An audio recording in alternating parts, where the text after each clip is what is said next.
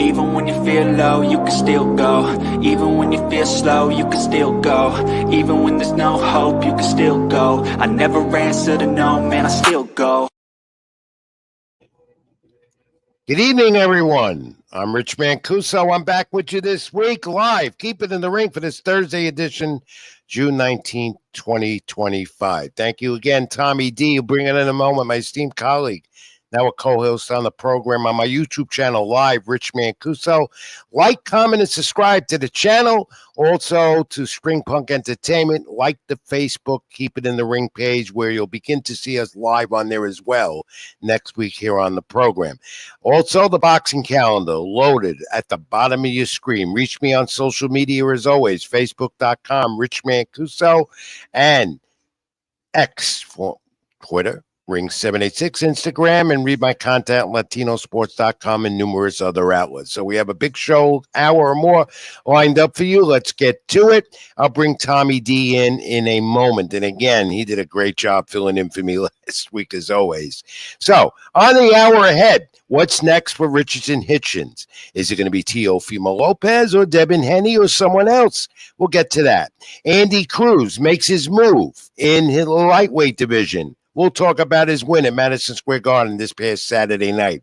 Canelo Alvarez and Terrence Crawford. That's all set and ready to go in September 13th at the Allegiant Stadium, Las Vegas. We'll give you more on that and more, including the Pro Wrestling Report. And I'm going to get Robbie Rebel on here again tonight with the Rebel Rant and give it to him after he insulted me when I wasn't here last week. And, of course, the WWE getting for Crown Jewel and so much more going on there. A little AEW. Nostalgia as always. Let's get to it. Keep it in the ring. Live on my YouTube channel, Rich Mancuso. Like, comment, and subscribe.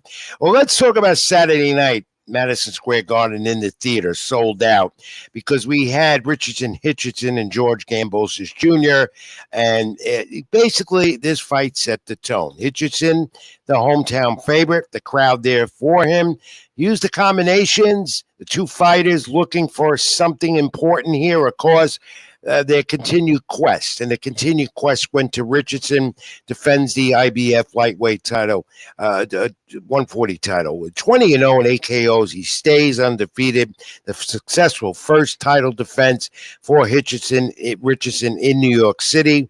And the IBF junior welterweight title remains on his waist. In control throughout the fight, body shots in the eighth, sharp punches in round 3 took their toll on Kambosos, who's been in title wars before at Madison Square Garden. The end at 2:33 called off in the 8th round. The right and the jab did it.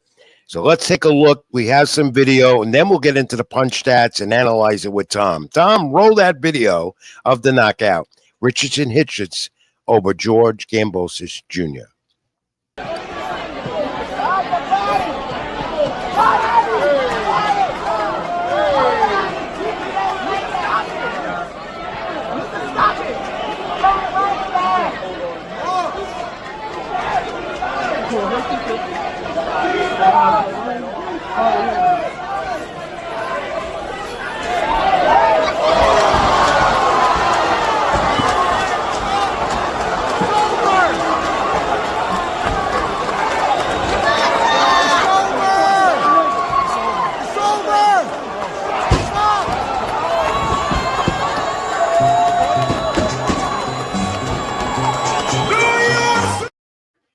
Animosity with these two fighters prior to the fight, but at the end, as always, they congratulated each other. And of course, you saw that awesome right and jab of Richardson Hitchins. The Australian Kambosos Jr., is this the end for him, the former champion? Maybe his last chance. So let me bring in Tommy D from TD Sports Talk, my co-host and esteemed colleague on the program. Hey, Tom, what's up, my friend? Thanks for filling in last week. As always, you did a good job. No problem, man. We had a fun time last week. Maybe a little bit too fun. I'll get more to that later. Some of the comments you made with Robbie Rebel.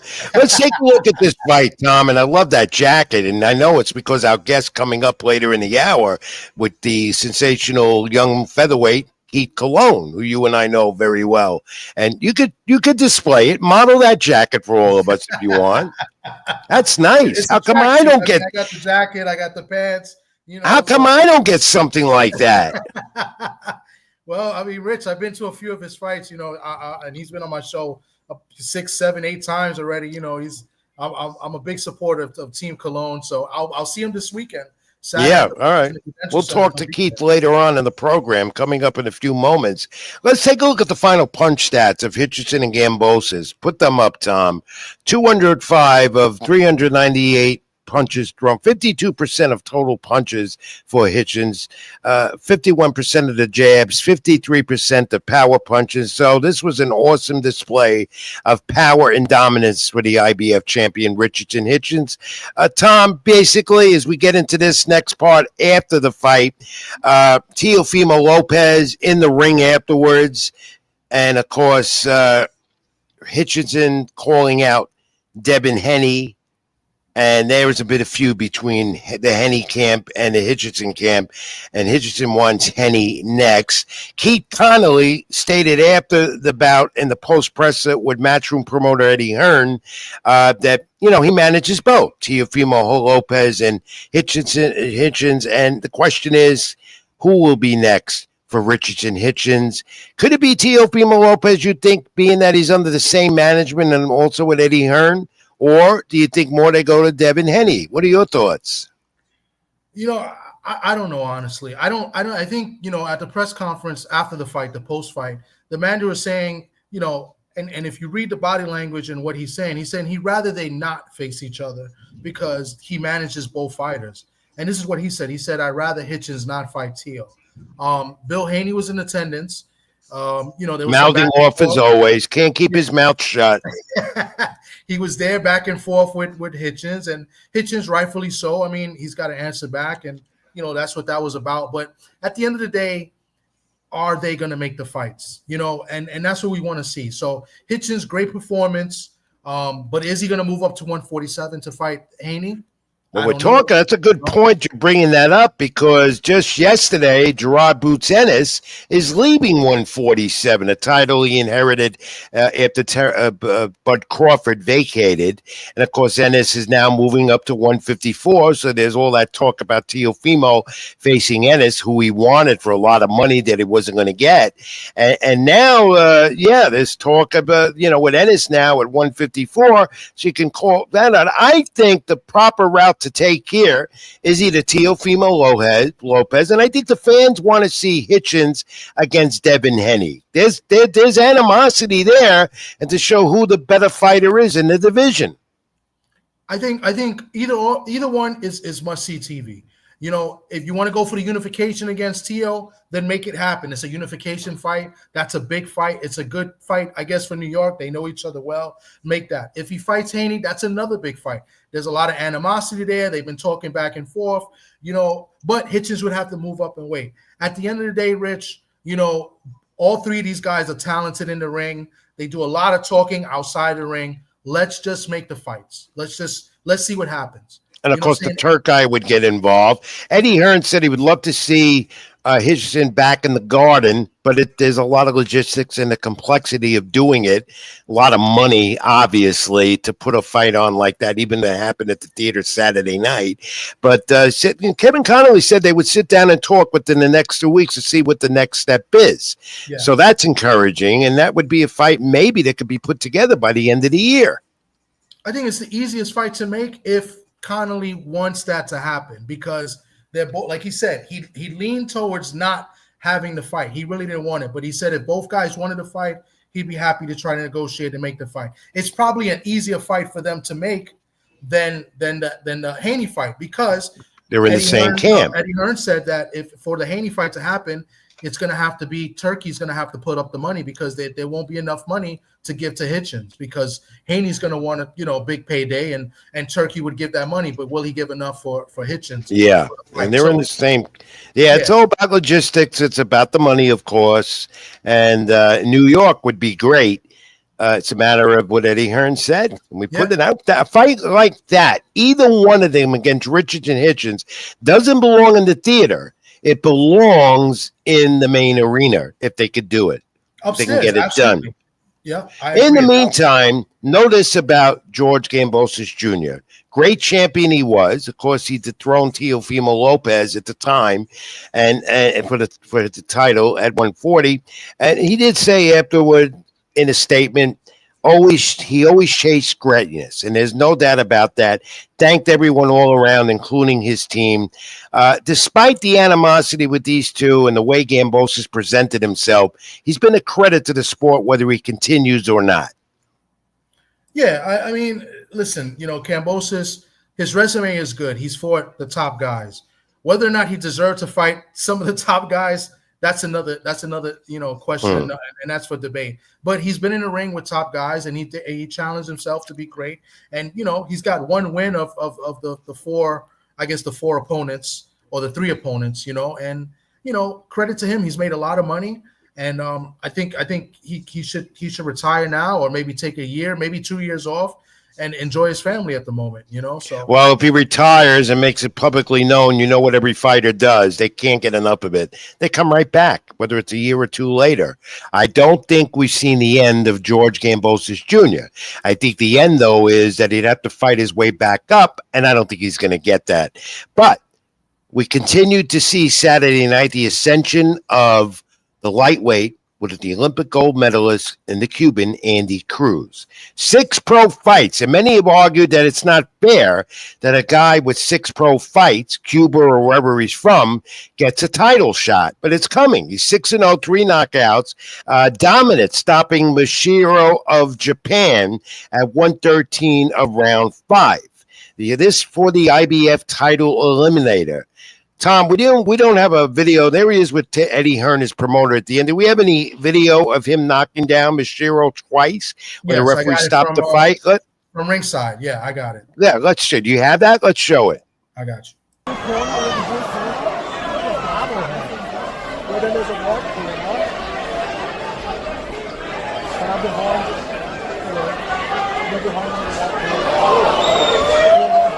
Oh, he's hurt. He's done.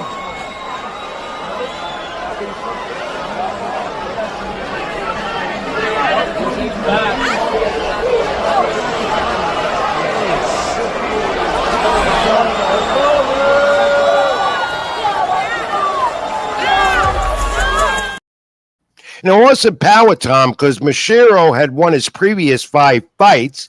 Cruz, with power punches, connected 47.1%. That's awesome.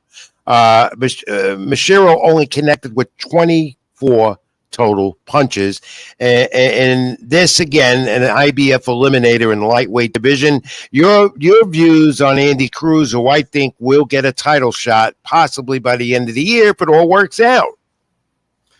Yeah, I thought Andy Cruz was pretty impressive. I mean, I thought he fought to the competition. I thought, once he felt like this guy couldn't hurt him, he kind of stood toe-to-toe to him. Usually Andy Cruz moves a little bit more. He was a little bit more flat-footed in this fight. It was cool to see him in person. It's the first time I was there live ringside watching him fight. But he was a little bit flat-footed. He stood on his punches. The guy pretty much couldn't do anything to him. So I guess you saw a different Andy Cruz. But now Andy Cruz is now the interim, or I guess the mandatory. I guess he's going to wait for Muratalla. Muratalla, I guess, is going to have a title defense first, and then he's the IBF number 1 contender now. Eddie Hearn alluded to that as well. You brought up Muratalla. He brought that up as well. But he is a young man. He's really not young. What is he? You never could tell the age of a Cuban athlete or Cuban fighter. What's his age on record? Is it 32, 33? No, I think he's still in his 20s. I think he's like 28, maybe 28, 29. He's got awesome power. He's impressive and really good to look at up front close, like both of us did Saturday night at the Theater Madison Square Garden. Are you against the argument? Are you against – there's a debate that perhaps only with 6 pro fights, he's getting a title fight. Are you with that or not? I'm with it. I mean, I have no problem with it. I mean, he started his career now with 4 rounders. So he came out, he did the Olympics twice, and he came out and, kind of like Lomachenko, but he didn't go to 4 rounders, 6 rounders. Immediately, I think he did the 10-round fights. So he's got some rounds. 6 fights, why not? By his 7th, 8th fight, Keyshawn became champ, on his 13th fight? So I don't have a problem. Remember back in the day, No, I don't either. I think he well deserves it. Get it. Yeah. Leon Spinks got it after like 7 fights against Ali, I think. Very good point, going back in time. You're not only on top of everything now with the current scene, but you become a historian of the sport as well, Tom. What are you doing to me, my friend? I'll try. Congratulations to Richardson, Hitchins. There were some other fights on the show. I'm not going to go over that at the Garden, but a great show again, put on by Matchroom in New York City. And of course, next month we've got 3 big cards. We'll get into that later, next week, whatever. Boxing's back in New York. It's a hotbed once again. So, Tom, what do you make of this? On his Instagram and Twitter feeds, X feeds this week, Oscar De La Hoya, Golden Boy, he commented on the upcoming Canelo Alvarez Terence Crawford fight that's officially set now, September 13, Allegiant Stadium, Las Vegas, Nevada, to be televised on Netflix. This is the mega fight of the year, mega fight of mega fights in a long time. He said this. Crawford will be 38 years of age, Canelo 35 years of age. The question, how is this the biggest fight of the year? That's his argument. That's his contention. Yeah. I don't care how old they are. And I don't care how Canelo Alvarez's skills have diminished a little bit. We know. Munguia going the distance with Berlanga. Well, credit to Edgar Berlanga once again for doing that. But yeah, we see diminished skills in Canelo Alvarez, and yet we know what Terence Crawford has been able to achieve, and now moving up to 2 weight classes. So I don't know what his contention was about the ages. You got Erislandy Honda fighting as the oldest fighter on record as a middleweight champion at 42 years of age from Cuba. So what is his contention here? Is he jealous because he's not promoting the fight? I would have to say so. I mean, he's if he was still promoting Canelo and he made this fight, what I'm saying, he'll be all over it. So it's a little bit of hate within Oscar, I feel. A little bit of jealousy, if you want to call it. It's going to do great numbers. I believe it's going to do great numbers. Netflix. I just don't know how the fight's going to play out. You don't know what Netflix numbers are because you go with subscribers. But they'll get more subscribers for people to tune into this fight, just like they did with Jake Paul and Mike Tyson, that bogus piece of crap fight, scripted that it was. Yeah, that is true. But it's set. September 13th.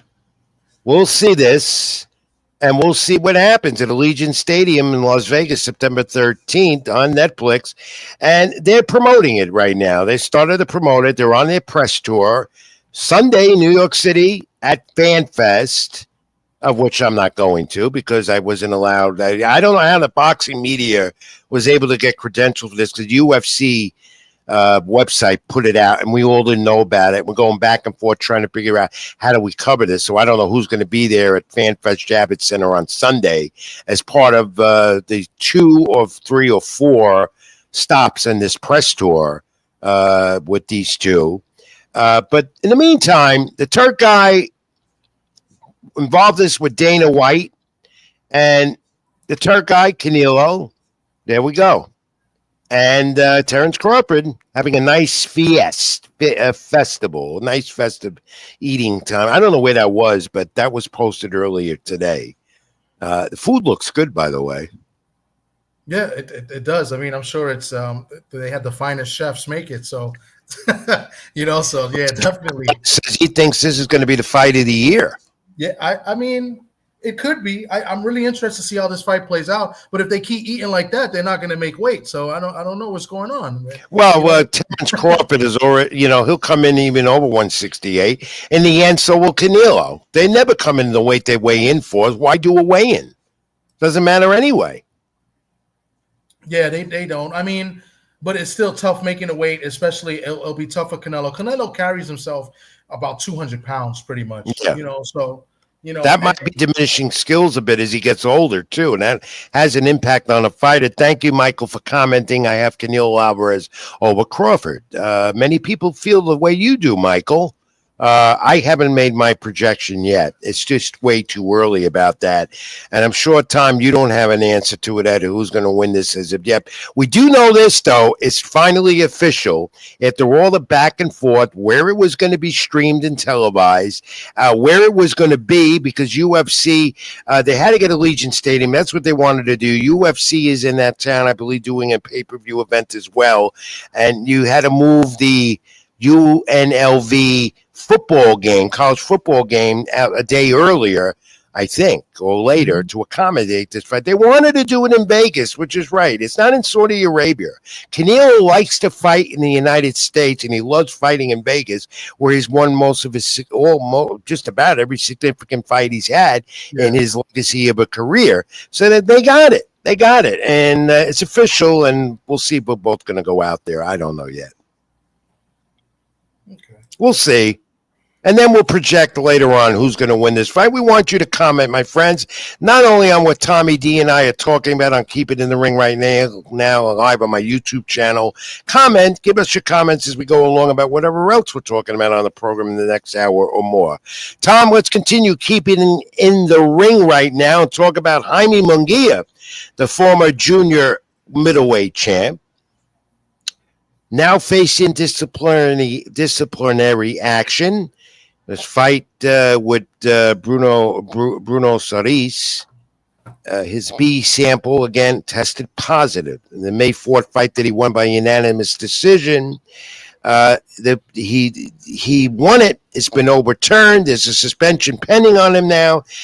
Munguia's team, including the trainer Eddie Reynoso, who's always in the midst of this controversy of illegal substances. So thank you, Daniel Thomas. Thanks for tuning in.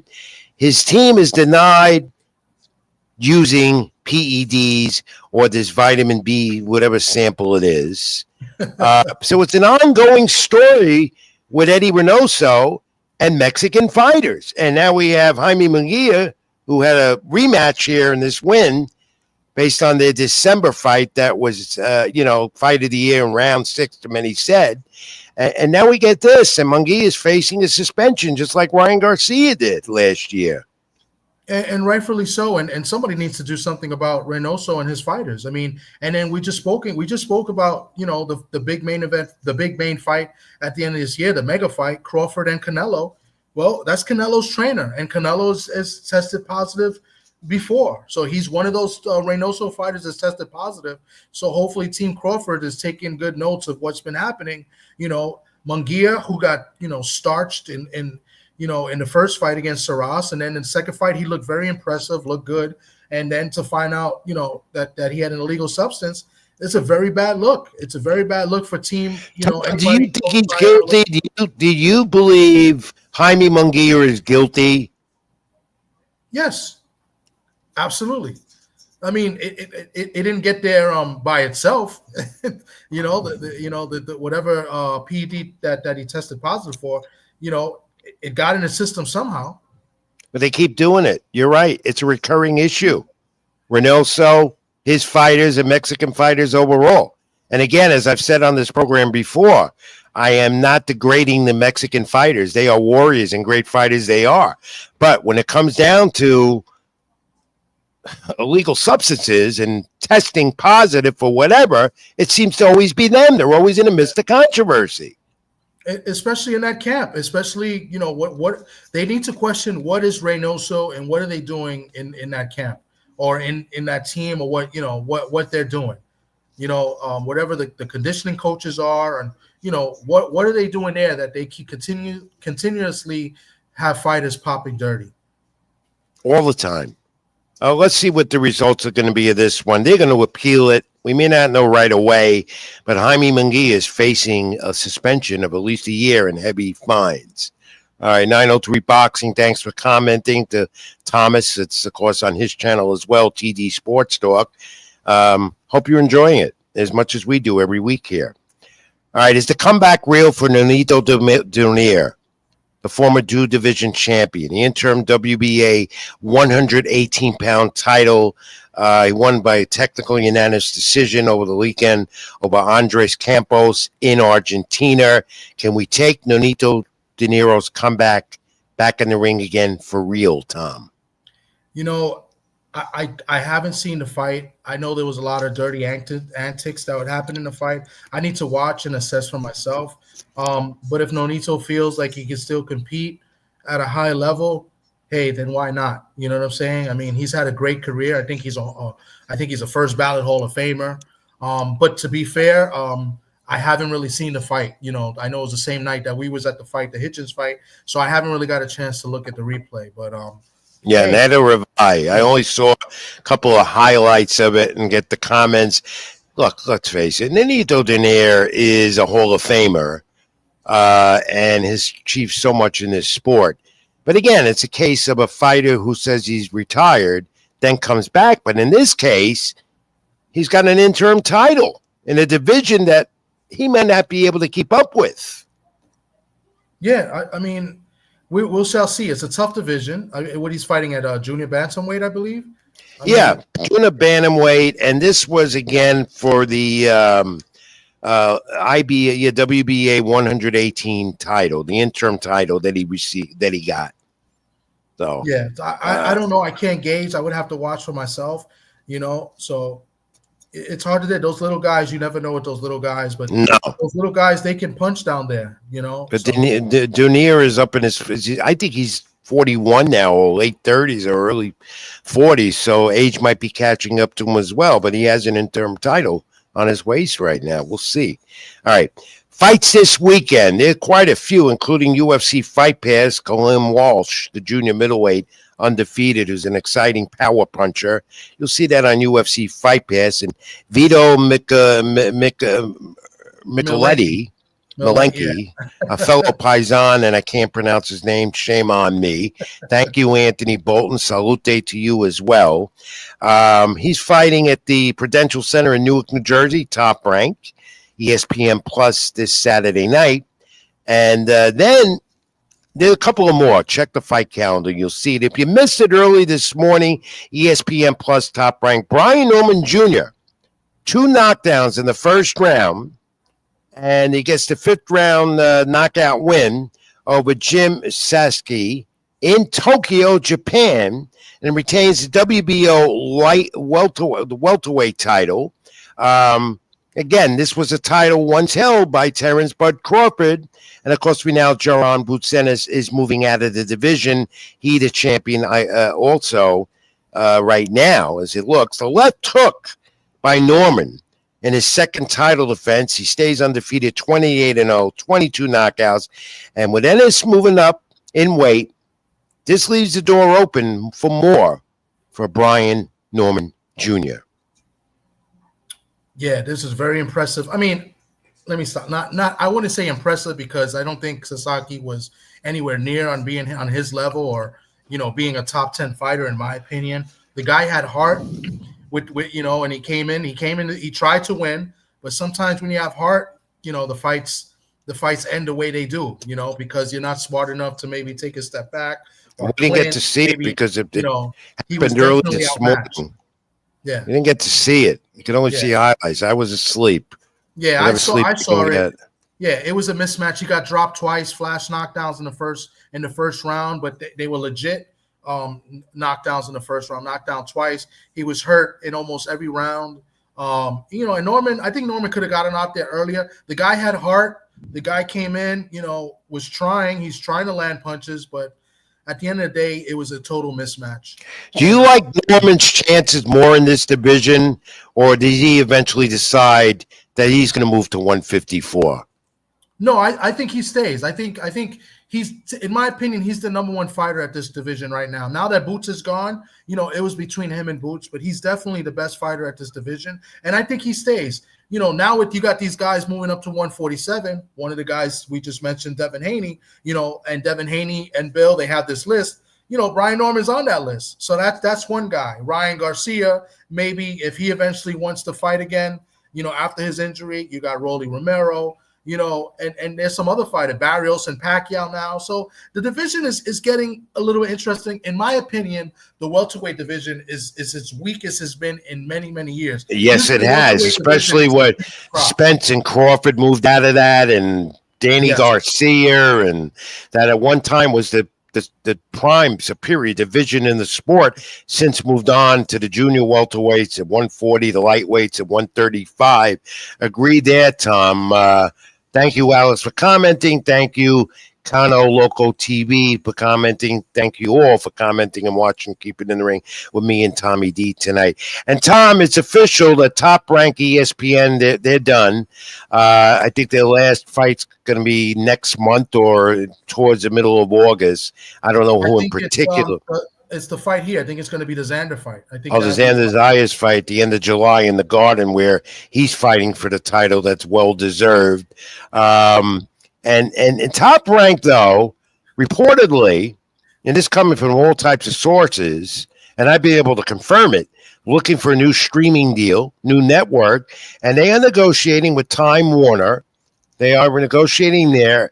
Also looking to do something with PBC, which would be interesting because both promotions, PBC and Top Rank, have some fighters that could be matched up so much easier, and the fans want to see that, would love it. But Top Rank is looking more Time Warner and Max, and that would be huge for Bob Arum and Top Rank, because everybody said they're done after Top Rank. No. Not the old fame, the old timer, the Hall of Famer Bob Arum. He ain't going to give up that easy. No, we'll see. I'm interested to see. By the way, Bob Arum was there in Japan. I didn't think he'd be out there, but me either. He was there this morning. He was. I can't get around the corner, and he can go to Japan. Figure that out. He doesn't look like he's 93 years of age. That's for sure, right? And now we got what's that comment we got coming up there? Says, that's the Zoom verse. He says Haney versus Brian Norman Jr. needs to happen. Guys commenting on Tommy D's channel, where he's so popular, more popular than me. You guys got to go to Rich's channel and subscribe. Subscribe, because we're going to revamp and do some more. Like, comment, and subscribe to my YouTube channel at Keep It in the Ring. Just go Rich Mancuso. Of course, get me on social media. I'm all over the place. Do we have our guest lined up? Is he there yet? I just got a text from him. He should be here in like any minute. So all right, so let's get him. I'll bring him right on the screen. Let's get him on the minute he comes on. Just got in right now. Good. And I'm so excited to talk to him again. You and I will. This is the undefeated 6-0 Keith Cologne out of Newark, New Jersey. Exciting young featherweight prospect. He's coming off a second-round TKO over, I believe, is Redden Ellis in Philadelphia over this past weekend. Keith, are you there? Yeah, I'm here. You can hear me? Oh, wow. Yo, look. Yeah. And now, Keith, before I bring you on, and you're a friend of Keep It in the Ring because you're on the program a lot, how come Tommy D gets a sweatsuit jacket and I don't? My pops had sent it over to Tommy D right there, so it was easy to get it to him, man. Well, you know what? I'm a big supporter of you. And if you got me one, I'll wear it. We got to get you one. We got to get Rich. Rich, I'm part of the team. Right. I'm part of the team. Obviously you are. You got the jacket. Just remember, Keith, I'm extra large. Oh no, we got a bunch. We got a bunch. All right, my friend. How are you? I'm good. Can't complain. How are you feeling after this latest win over the weekend in Philadelphia? Second round knockout. You're getting rid of guys quicker and quicker as you're starting to rise up the ladder at 6-0. This was a nice win for you, and you're keeping active. Right, exactly. Yeah, I got a good win over a solid opponent with a decent amount of fights. We just looking to keep building off these wins and keep getting quality opponents. What do you think's coming up next? Now, how soon will you get in the ring again? I think how many times have you fought this year already? This year I fought 3 times. Do you think you'll do a fourth by the end of the year? Yeah. I think we could squeeze in. Are you back in the gym already that fast? Nah, I was just in the living room shadow boxing, so Okay. nah, I'm not back in the Well, gym, but I'm still staying sharp, still you staying sharp. handled it real well in a division that's very competitive as well, Keith. Right. Um, you have you spar, you take your training very seriously. You know, in this division you got Nick Paul and Steve Fulton. Obviously you're not ready for them, but you will be if they're still around soon. One day you're making that fast progress. Everyone tells me that you, and I have not seen you fight live because there's always been a conflict, but with me in my schedule, and I promise you I will, but you got to give me the jacket too as well so I can wear it proudly. Just kidding, of course. But Bet. everyone tells me you have it all to be a champion and real soon. What are your thoughts on that? Yeah, man. I mean, if you ask me, I've been in the ring with Stephen Fulton. I've been in the ring with the top guys in my division, and it's always been great work. My skills is there. It's just a matter of time. You got to build up a fighter. If I fight for a world title right now, it'll be for nothing. So yeah, you got to build up a fighter, build up a superstar, build up a world champion to make it make sense. To have all the hard work, the sacrifices pay off. So that's how we look at it. Good way to look at it. Keith Colon, the exciting 6-0 featherweight out of Newark, New Jersey, coming off a second round TKO over the weekend in Philadelphia. Very active. All right, Tom, you ask your friend and future champion. Go ahead. What's up, Keith? Man, I don't got much to Going on. say. I mean, Keith is a good kid. Instead of me asking questions, I boast about this kid. I mean, he's one of the great, prospects right now. Moving up in the sport, stays active, always stays on weight. So if I had a question to ask you, Keith, I'd ask how do you do it that you stay on weight pretty much all year long? Because you're very active. Like you're not, it's not like you're fighting 3 months apart. You're fighting like pretty much every other month or maybe every other, 8 weeks or something like that. Yeah. I'm just. For me, it's really like a lifestyle. I don't like to get too big, too sloppy. I still like to be fit. Even if I'm not training, I still like how I just did. Just did about like 40 minutes of shadow boxing. I'm always doing something. Because like I said, it's a lifestyle, and I feel like the overtime that you put in is what separates you from the rest. So that's how I look at it. Keith, you still studying at Rutgers University? Yeah, I'm right now we on break, but come back Right. fall, I'll be back. Yep. And what are you majoring in again? What's your concentration, your study? Psychology.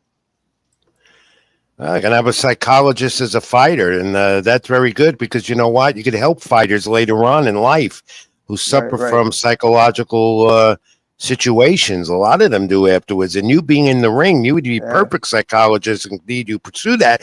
But first, you should have a world championship around your waist, and I think that might be coming soon. for Um, sure. what is making you again? And this might be repetitive that I ask.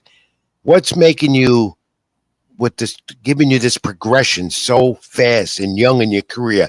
How old are you right now? 22. That's young. You got plenty of time. So what does it do? What how are you progressing so fast this young in your boxing career? What is the key to the success so early? Um, I'll just say, I'm one of the great ones that just took a different path. So some people take the fast track, because they have great enough skills, but I'm not even gonna say I don't take the fast track, but I'm just here to prove myself. I don't want to skip any steps. We're not here to skip any steps, and I'm here to prove myself in the sport. Prove that I am who I say I am. My accolades speak for itself, but the pros is different, and I'm willing to show that I'm one of the different types of fighters that you see. Not just a regular fighter that come and it's exciting. Like I got the total package, and I'm just here to show. That's it. What do you how do you size up a good friend that you know in out of Newark, Shakur Stevenson with Zapata coming up next month at Louis Armstrong Arena for the title? in Flushing, New York. How do you size that up, and will you be at that fight? I probably won't be at that fight, but I feel as though he'll be victorious. I feel like he'll come out on top. It is definitely a tough fight, but at that level, all the fights is tough. So it's like, once you get to that level, everybody's great. Everybody is fast. Everybody has power. So it's just all about who's best prepared, who's been training the hardest, and who's going to execute that night. Great comment, and that was well said, Keith Cologne. I look forward to seeing you back in action real soon. Any final comments, a question for Keith Cologne, Tom, before I give him the fact of the week? Well, real quick, Keith, did you work with Hitchins leading up to his fight? Would you? I don't know if you did. How was that? And then did you what did you feel Hitchins how he did on his last performance? So your experience with him in the ring, and then how well you thought he did, his last performance.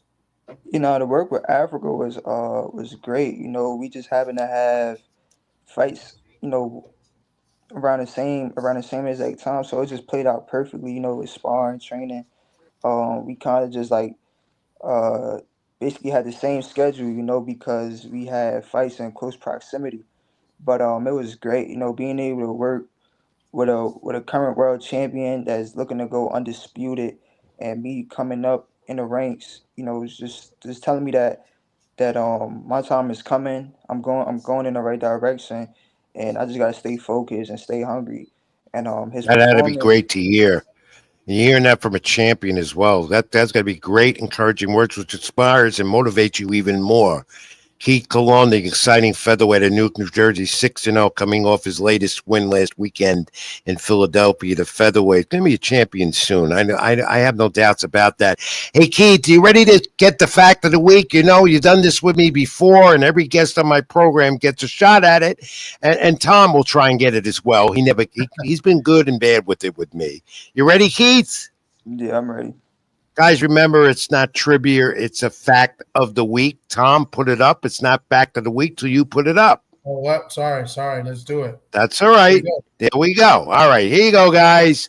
Should I play the video? No, we don't need to play that video right now. It's stupid. What heavyweight? Here it is. And this, again, fact, not trivia. A heavyweight was sent get well soon cards before fighting Mike Tyson. One heavyweight was sent get well cards before fighting Mike Tyson. That's fact of the week. What fighter? Wow. Yeah, what fighter? What heavyweight? Get well cards. He's fighting Mike Tyson. Think about it. Get well cards. It'll probably be one person. Wait, he got sent this, or this person sent it to Mike Tyson? No, they sent it to the opponent. It's got to be one of his opponents. Sent it to his opponent before the fight. Sent him get well cards before they got in the ring. I have no clue. Both of you were stumped. I'm going to take one guess. I'm going to say Peter McNeely. No, I'll tell you what it was. Evander Holyfield. Wow. Okay. And he beat Tyson twice. Wow. The DQ in 1997, if you remember that, and by TKO in 1996 in the 11th round. And he was sent get well cards before he got in the ring with Mike Tyson. How about that, guys, huh? Thought that was an interesting fact this week. Keith Cologne, thanks for taking a shot at it. And good luck to you, my friend. I'll be in touch. And don't forget, I'm an extra large for that jacket. All right, I got you. Keep it in the ring, my friend. Thanks. Thanks for being a great part of this program. We'll be talking to you again real soon. Thank you, my champ. He's going to be a champ. Yeah. All right, we'll see you on Saturday. For sure. He's going to be a champ. That's right. He'll be at Newark with you. Yeah. I'll be at the ballpark. All right, Tom, great segment with Keith Cologne. Thanks for lining that up this week. And we got more to come. And we're going to take this brief time out. I know waiting anxiously is Robbie Rebel Rant. Yeah, he's gonna get and me and him are going to go at it. The pro wrestling's up next. Nostalgia, much more. Keep it in the ring. I'm Rich Mancuso. That's Tommy D from TD Sports Talk. Like, comment, subscribe to my channel on YouTube. Stream Punk Entertainment. Like the Facebook Keep It in the Ring page. Back in a moment. Stay with us.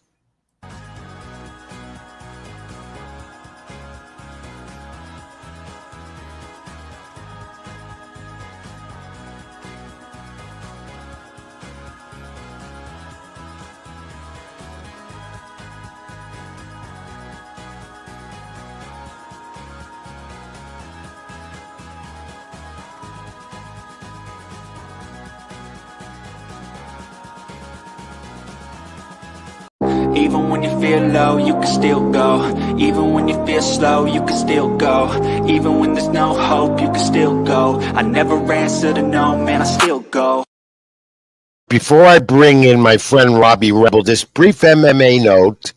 Usman, the unanimous decision and the welterweight main event, UFC in Atlanta past weekend, defeated Joaquin Buckley.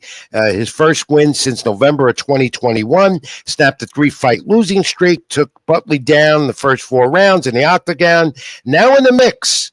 He's in the mix for another title, believe it or not. That is unbelievable about Usman back in there. All right, pro wrestling. Robbie Rebel, come on in. Thanks for waiting. And I know you're going to get on my case again about you having to wait. But first of all, before you rant and we go over some things, and I'm going to bring Tommy D on with this as well, because not only you, Tommy, come on in. What's going on? Hey, Robbie. I watched the show last week.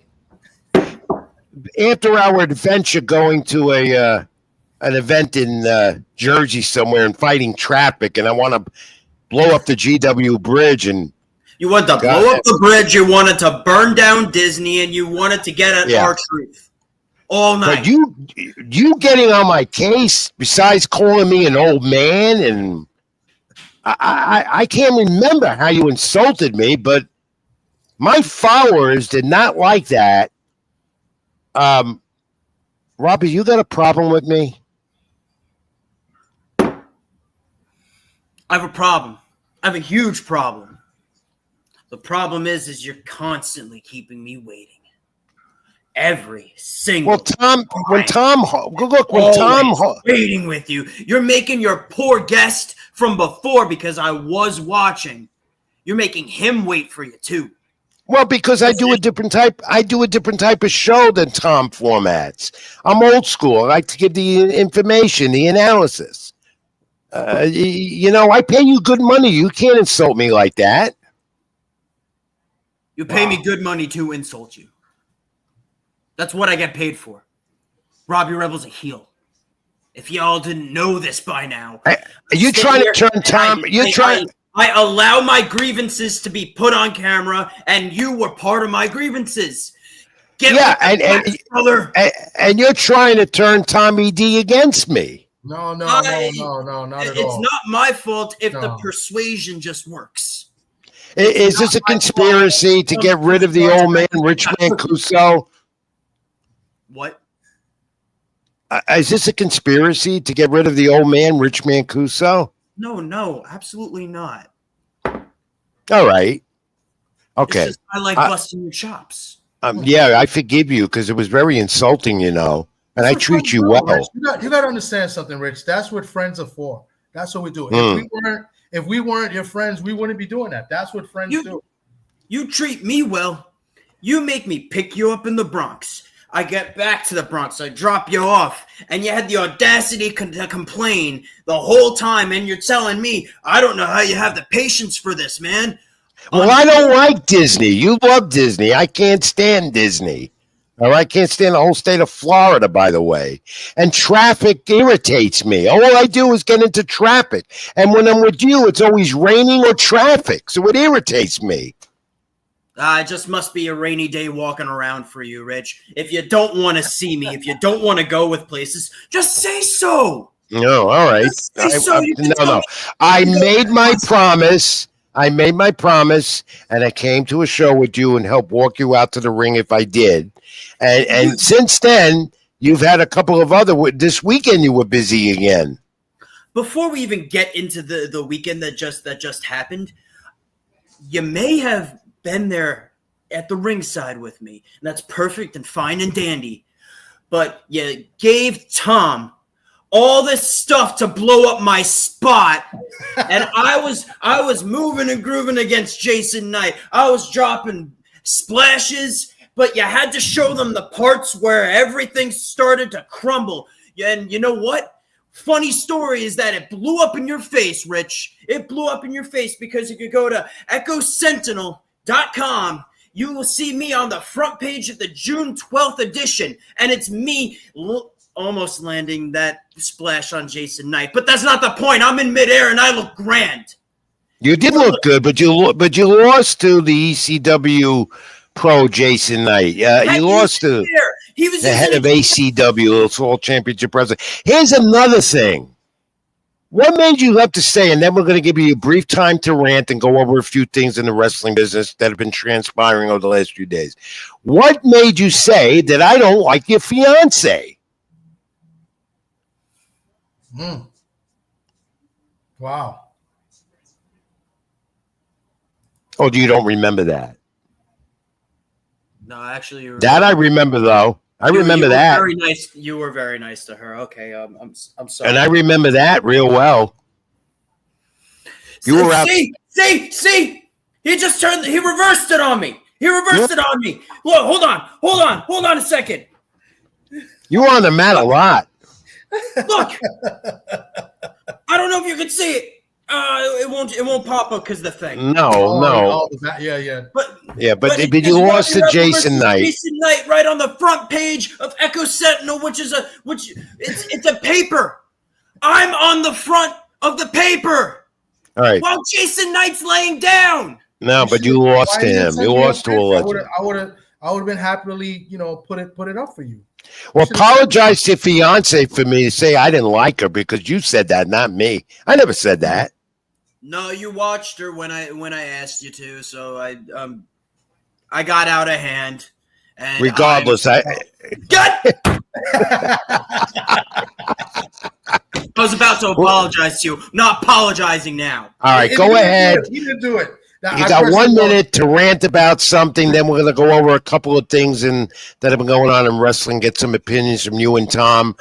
Go ahead. It's your time to rant, Robbie Rebel. Go ahead. Okay, how about I just cut a promo then? Good. Whatever you want. Just because I have one damn minute. He only gave me 1 minute. He made me stay out until almost 9 o'clock. I got to be up at 4 a.m. And now he's giving me 1 minute. This is the place where we ponder and pontificate the problematic perplexities of the professional wrestling business. And not enough time is in the wrestling business. I had a match in Connecticut. They gave us 10 minutes. We went 5, and they said bring it home in 2 because I had to carry the whole thing on my back. Now we have to have 1 minute, and I still got to just bring it in, hit it, finish, and then take it home. That's how I do it all the time, and I still do it, and I'm always going to do it. How dare you only give me 1 minute, Rich? This is ridiculous. I'm sick and tired of this. Go ahead. No, I'll give you some more time. Go ahead. I tried to get it out in 1 minute. Because you have nothing more to say. Now he has more. Just when I get to the touchdown line, he moves the field goal posts. I can't take this anymore with you, Rich. You have no more. You have not much more to say. That's why. I have so much more to say. Unfortunately, you want me here every Thursday until 9 o'clock at night, and then you're going to make me continue to do it and continue to do it and continue to do it.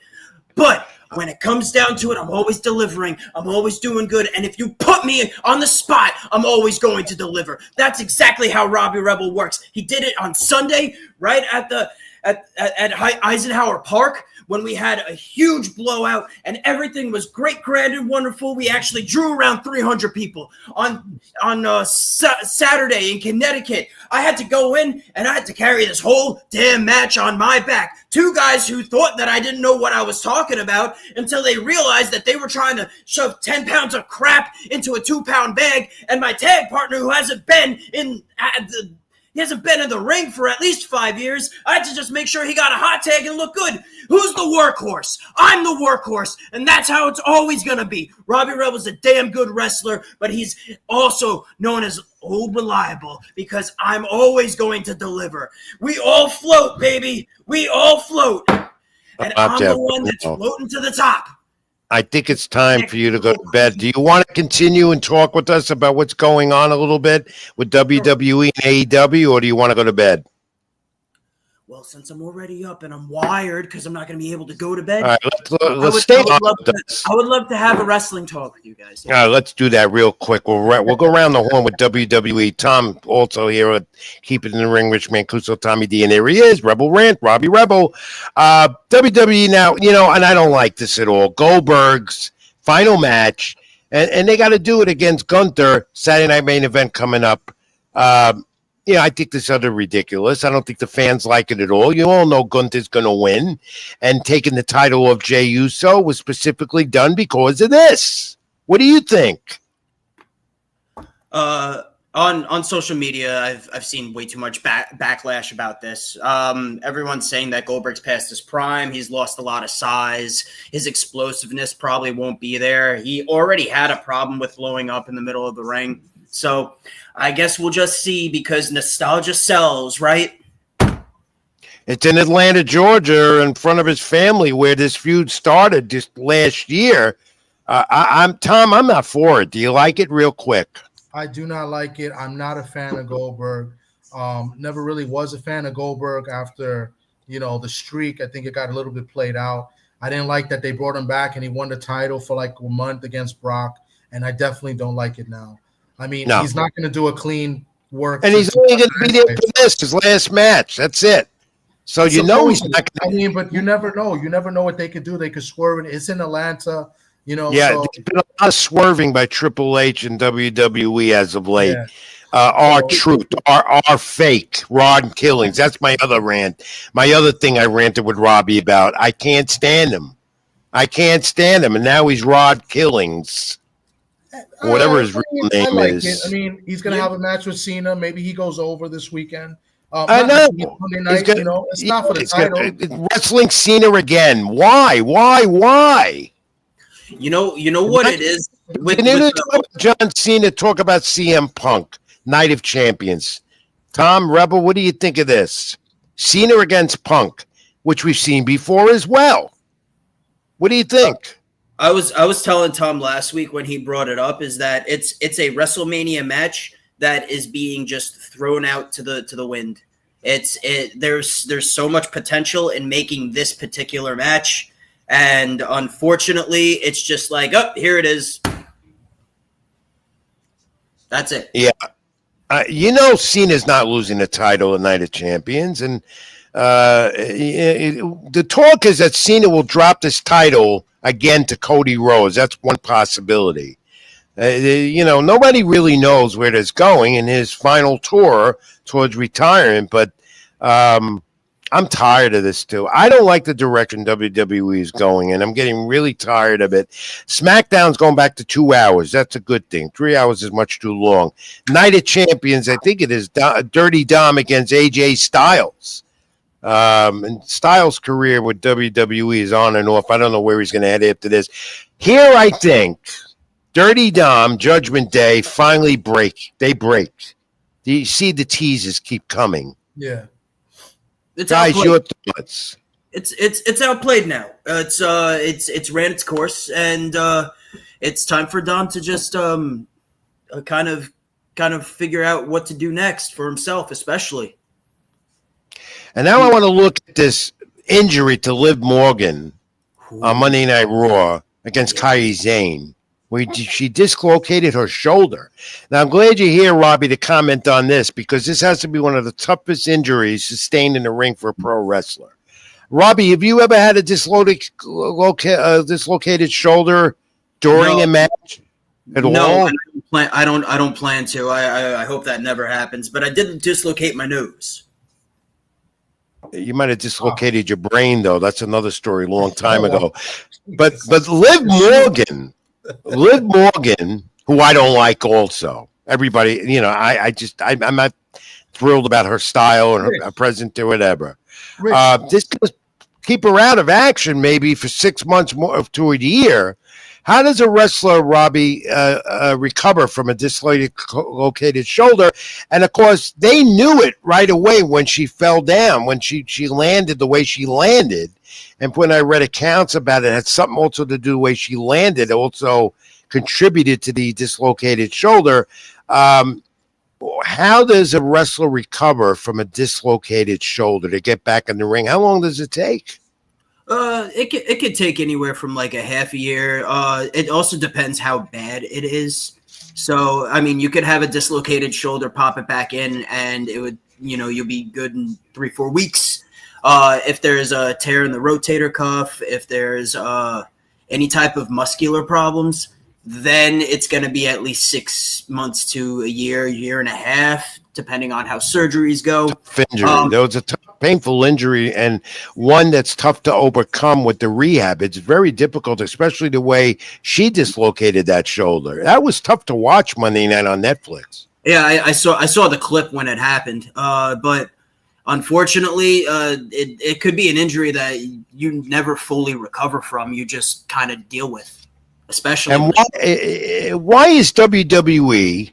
Your take, go to you briefly, guys. Cody J. Uso, money. What is it for? It's on Monday Night Raw. King of the Ring qualified. Cody and Jey Uso. What do you think's coming out of that? Actually, I was just listening to. I'm gonna plug another podcast, so I'm sorry. I was just listening to the Experience with Cornette, and he was saying that there is a possibility of the Usos coming back and putting them back together. I think so. I agree. That's what I think they're going to do. They're going to team them up again. I wonder if Cody and Jey Uso will end up feuding down the line. Let's talk about that. Austin Theory, I hear they're rebooting his character. The Wyatt Six, it seems like they come back and then they disappear and come back all the time. But we do know this, Alexa Bliss versus Asuka, Queen in the Ring qualifier. I think that's Friday Night SmackDown, if I'm not mistaken, on Monday Night Raw. Alexa Bliss still talk about her being in the Wyatt Six, but that's not confirmed as well. AEW, got to touch on it briefly. Getting ready for All In.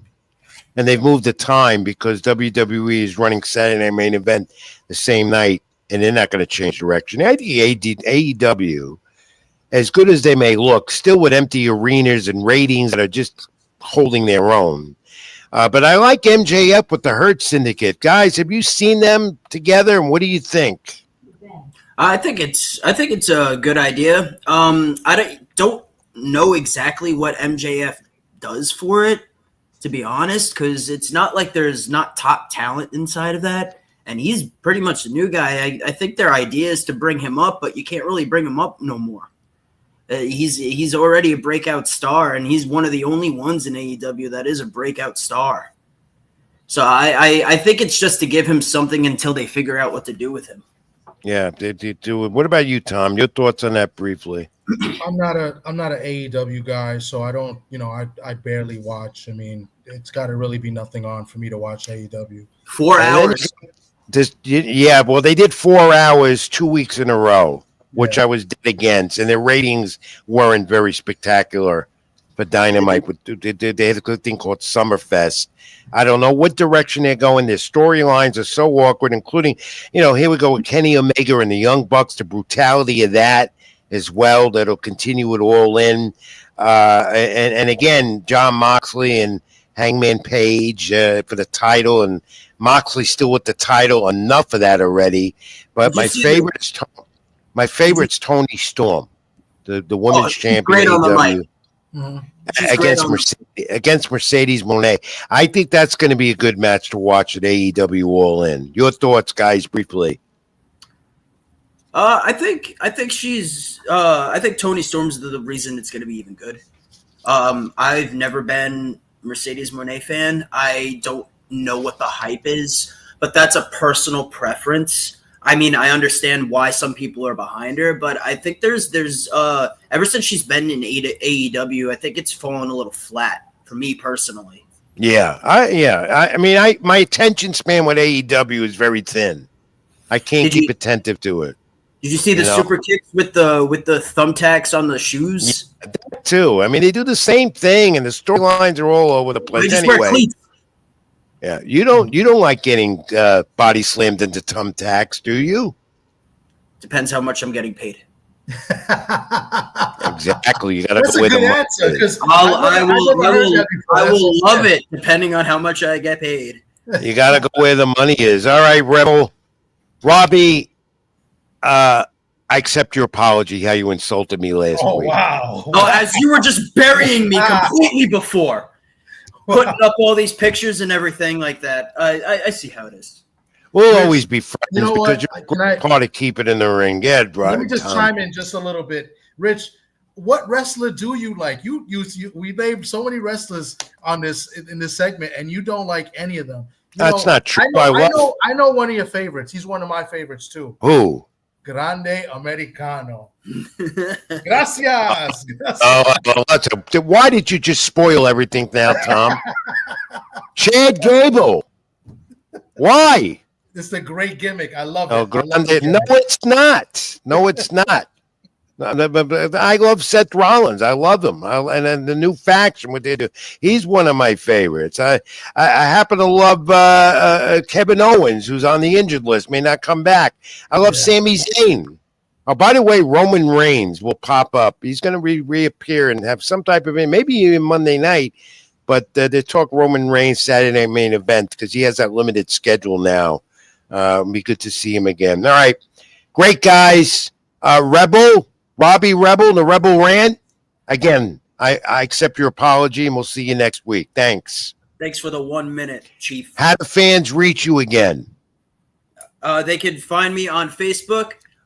Put it down, Robbie Rebel. You will see the man in the top hat. He will definitely be able to happily add you. And then you could also check me out on Instagram at The Real Robbie Rebel. And I'll walk out in the ring with you again anytime, as long as you say, keep it in the ring.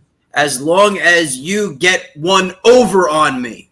Okay, and he's Tom. He's only going to send you in anytime I get punched in the face. That'll be text to you right instantly. Anytime I'm going over, he's going to be like, "Yeah, it was okay." Yeah, well, I will get you on as early as I can in the weeks to come. I know Tom will if I'm not here, but you definitely will. Thank you, Robbie.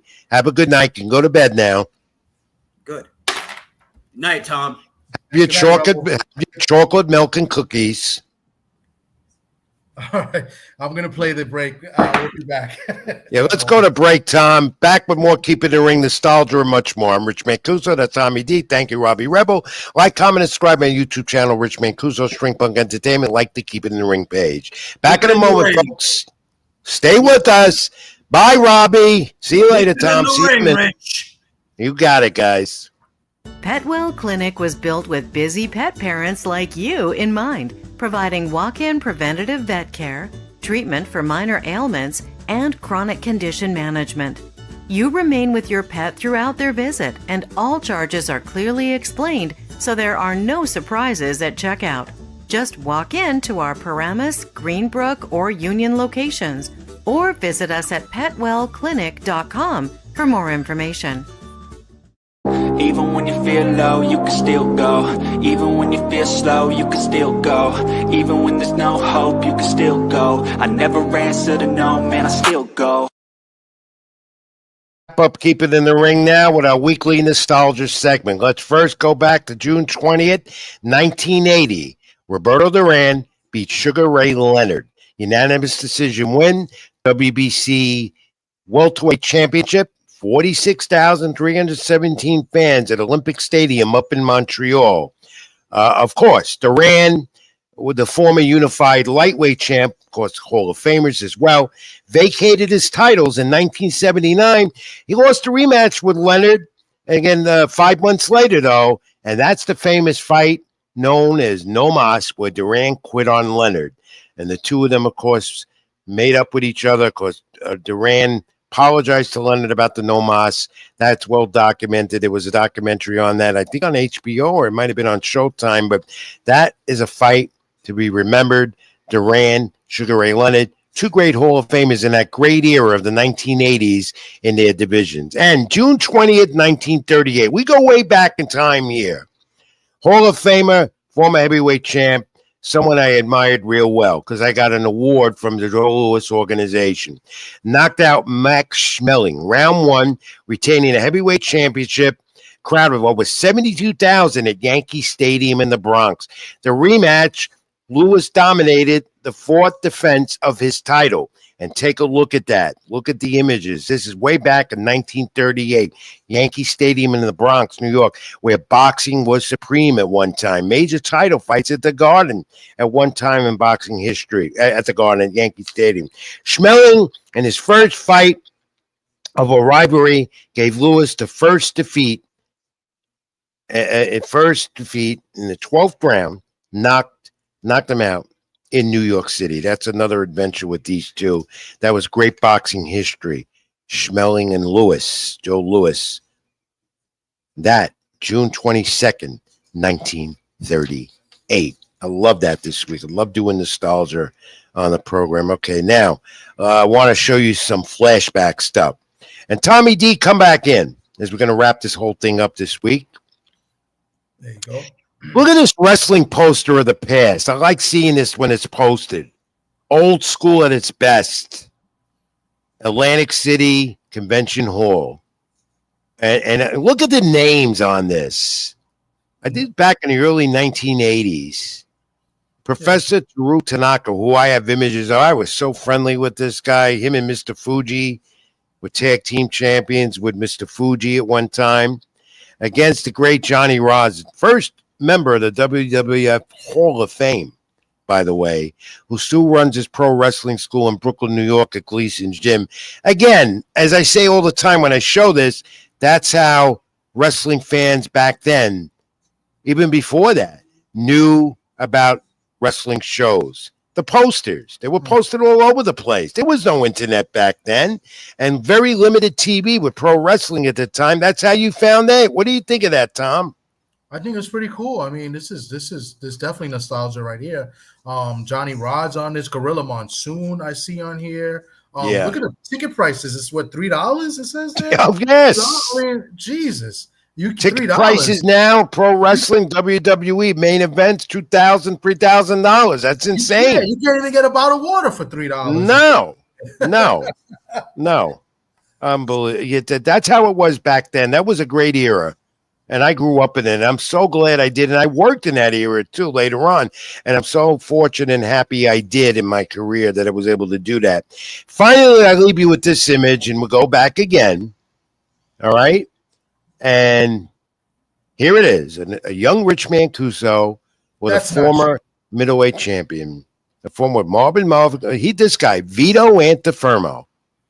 A great middleweight.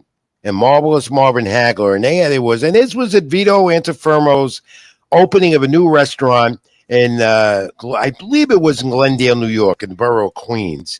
He had a restaurant, and they had the ring in the middle. It was a pizza shop. It was Vito's, it was called. TKO in the fifth round of their second fight. He fought Hagler twice. And he retired after the last one, the fifth round. Hagler and Antifermo. And that was a bloodbath. Vito Antifermo, if you touched the top of his head, he would bleed because he had a Romac from previous cuts. He was a bleeder, Tom. Wow. So take a look at those images and videos on YouTube. You'll see that. But he loved Marvin Hagler because they had two good fights, and he admired Hagler, the Hall of Famer and great champion in that 80s era, welterweights, junior welterweights, whatever.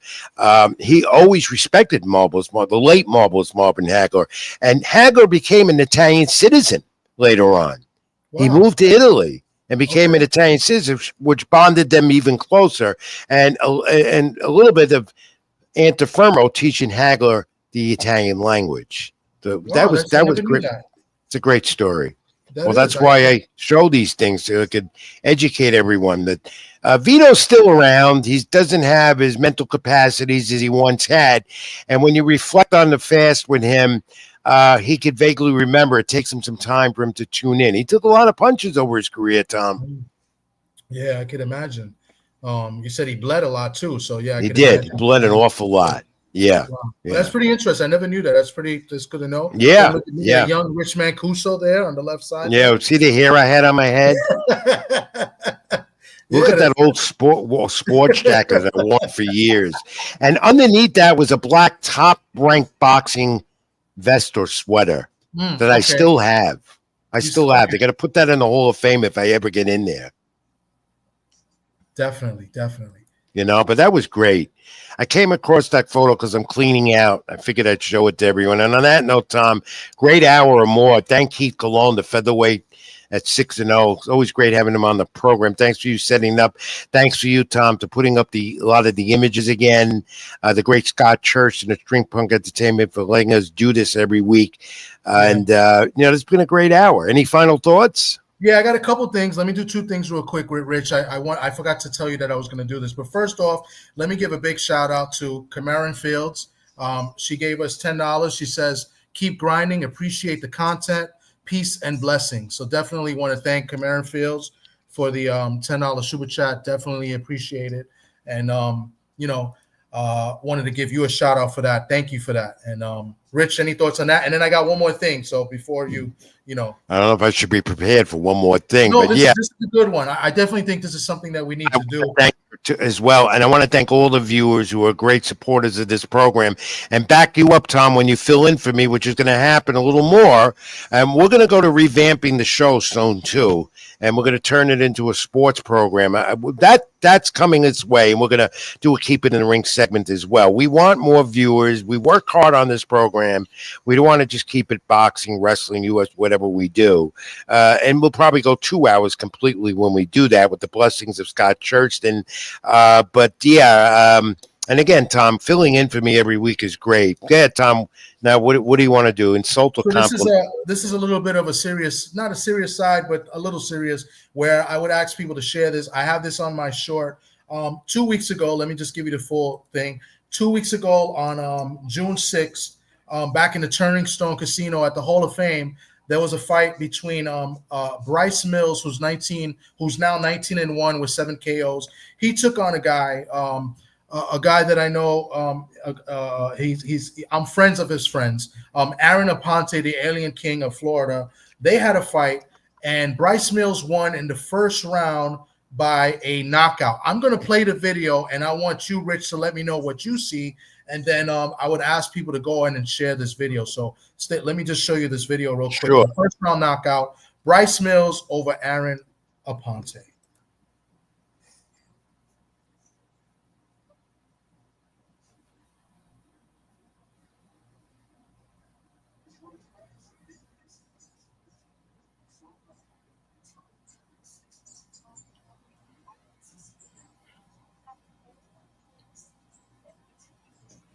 Did you see that, Rich? Yes, I did. What did you notice? I noticed vicious punches there, but I also noticed elbowing and things. Yes. Am I right? Yeah. So they're protesting. They put official protest. Aaron Aponte's team. Even the commish, Randy Gordon has gotten involved as well with the, I guess, Oneida, because it was up there in upstate close to Syracuse, New York. So I guess the county is Oneida, the athletic commission.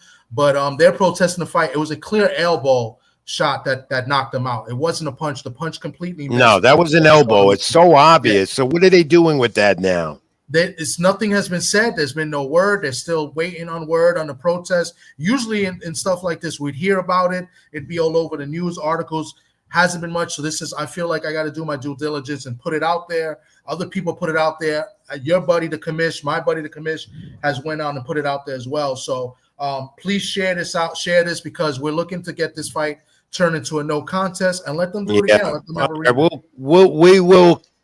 And you will, and as well, Tom, we will keep on this because definitely that was an elbow. That definitely was. And I'm sure everybody would agree with that. Tom, great work. Thank you for that as well. Absolutely. All right, Tommy, where do fans reach you? I know it's TD Sports Talk. And tell your viewers to like, comment, and subscribe here. YouTube, Rich Mancuso. Keep it in the ring. Yes, guys, go over to Rich Mancuso, just Rich Mancuso. I'll put a link on my post on in my YouTube page. You could also follow me on Instagram at Tom Dillamouth. And I'm all over. I'm on Ring Talk Worldwide with Pedro Fernandez every Sunday on the radio. You can check us out at the sportsbyline.com and also on Twitch as well as sportsbyline.com. Yeah, and you're also all over with that beautiful jacket that I don't have, that Keith Cologne attire. Keith Cologne. Keith will send me one, I'm sure. And I didn't, Rich, to be fair, I didn't plan him. I didn't think he was going to come in wearing the same jacket.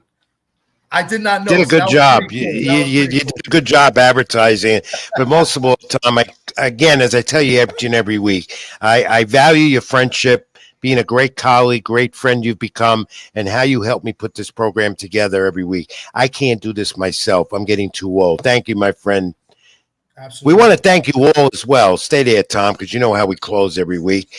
Like, comment, subscribe. Again, my channel on YouTube, Rich Mancuso, Stream Punk Entertainment. Like the Facebook Keep It in the Ring page as well. We're going to go live on Facebook as well next week. Catch us there as well. We'll have that dual streaming going on. That's a great hour. I want to thank you all. Stay in touch. Be well. Be good to each other. God bless. And we're going to see you next week live again, 8 p.m. Eastern here on my channel, Keep It in the Ring with YouTube. Tom, as we always say before we go away, and thank you, Adam, also. We appreciate your support. Until next week. Keep it in the ring. Keep it in the ring, everyone. Thank you for watching. See you next week. I'm Rich Mancuso. That's Tommy D. Even when you feel low, you can still go. Even when you feel slow, you can still go. Even when there's no hope, you can still go. I never answer to no, man, I still go.